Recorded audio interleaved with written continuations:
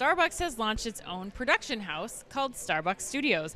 According to Adweek, the studio will, quote, produce original entertainment and tell stories that deepen connections and spark conversations, end quote.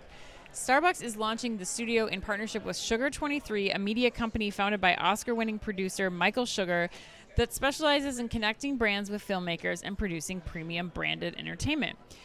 Quote, we're excited to work alongside the incredible Starbucks team and invite all our collaborators in Hollywood and beyond to join us in creating premium entertainment, end quote, Sugar also said. Chris, where do you land on brands and starting studios like this? This one, Ann, I mean, I might go into a rant on this one. Like, and I have a feeling you're going to disagree with me on this one, but I don't like this at all. Like, I put this in like almost like the hate category in terms of how much distaste I have for this. Is that because it's Starbucks, or is that because it's just because you liked the Walmart original content, like the ring thing, like you thought that was positive. What's the difference between that and Starbucks for you? Because Walmart potentially has the like media outlet to play the content in, which I think makes this different. Okay.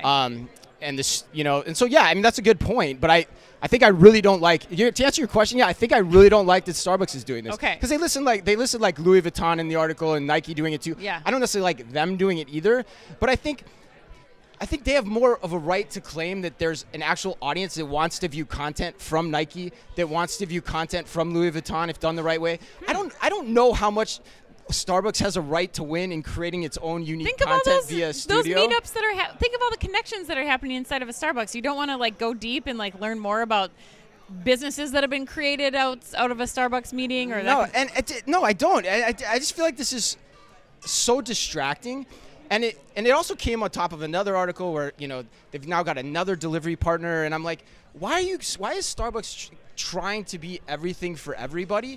Because I also thought about when we used to come to New York like 6-7 years ago, the first question we'd ask ourselves is, where's the nearest Starbucks, right? And we would get off our asses and go find it, which is what you want from a brand. And now you're spending all this time trying to be everything for everyone, and you're losing your ethos. The best example I could think about of like someone that's still kept that is like In-N-Out Burger. That's still how I feel about In-N-Out Burger. Okay. And In-N-Out doesn't allow all this stuff to permeate their business model and change who they are. And so that's why I think net, as I read the tea leaves here, I wonder actually if the CEO is not long for the road here, because I don't feel I understand what he's trying to do cohesively. But anyway, rant over. It wasn't that bad of a rant actually, but like, I don't love it. Okay, well, the first thing I thought of when I heard this is something that I've been a big believer in for a while now, and that is that brands can no longer just be selling product. I think you have to be thinking about being a content creator, not just brands, but also individuals. Like that's how we engage with people, companies, things. And I think that it's important for them to figure out, again, it's like the theme of this whole podcast, really. Like, is this the right move for you? And that's something that we try to do on this show, is like bring you the headlines and then let you decide, like, is this the right move for my brand? Right.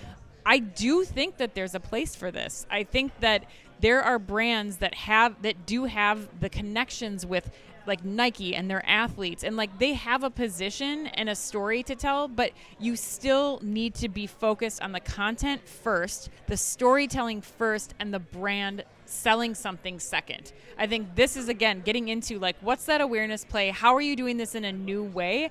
And so I don't hate the idea of brands starting their own production studios. I think it's just, are you in a place, like you said, to tell the story, to have the right connections in place to be that person that this content is coming from? Well, and you understand this space better than I do. So like my question for you too is like, a lot of what you're saying is not new. Like brands, retailers have always been in charge of creating their own content, creating their image.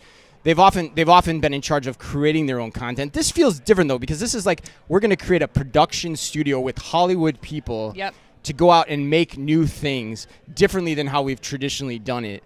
And that's what I'm having trouble seeing the value. And how do you think about that? Well, I think with the right creators, the right creatives, this does make sense. Like I talked to my friend Amanda Brinkman. She was the former CMO at Deluxe. They created a show on Hulu called Small Business Revolution. 7 seasons. Like it brought Deluxe back into relevancy because of what they were doing, the stories they were telling. versus how do you get more checks in the hands of people. Right. So I do think that is there is a possibility to do that and to do it right, but it's all dependent on what the brand's culture is set up to do, what the mindset and the goals for this type of production studio are. And is it the most needed thing to do right now too? Totally. Right, that's another question Absolutely. here. That's kind of where I'm gets back to curious your about Starbucks, too. Right? Yeah. All right. Well, that's good. That's a good discussion. I love that.